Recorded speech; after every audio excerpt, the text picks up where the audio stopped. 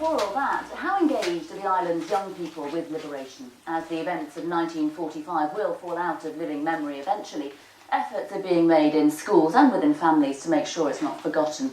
Edward Salt's been finding out how one Jersey family are keeping the memories alive.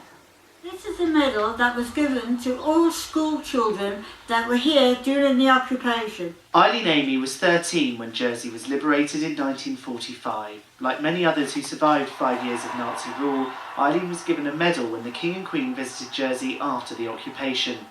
On the beach at Green Island, she shows it to her family, including her great-nephew Matthew. And I wear it very proudly every Liberation Day.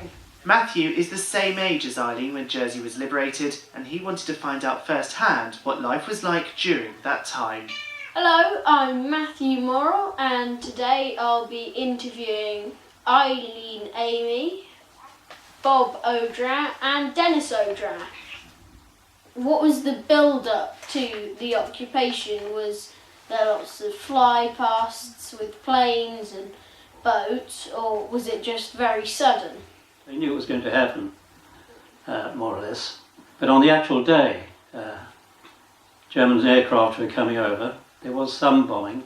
My mother was with us, obviously, my brothers, and she pulled the two of us. She realised that it was bombing, but we didn't. We were just looking and seeing the bombs falling and the planes flying, thinking, oh, this is exciting. So where were you and what were you doing on Liberation Day?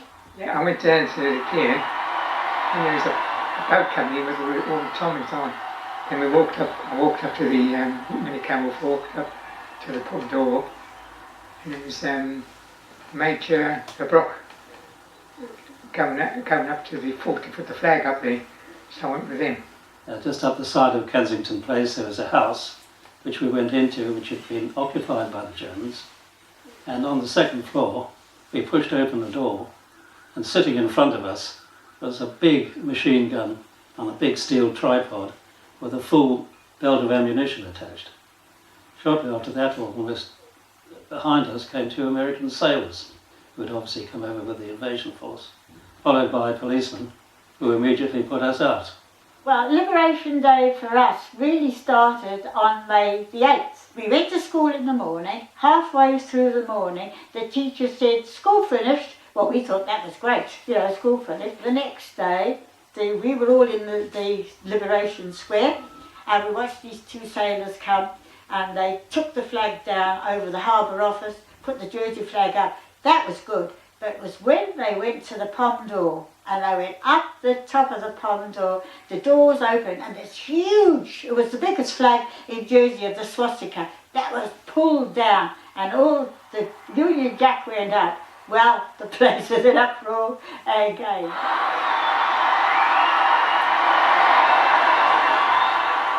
This family, like many others around the islands, will be looking forward to celebrating 70 years of freedom this weekend. I think we're in need of a nice cup of tea. Not carrot tea or parsnip tea. And it's hoped by telling the next generation like Matthew their stories that will leave the footprints of our history alive for years to come.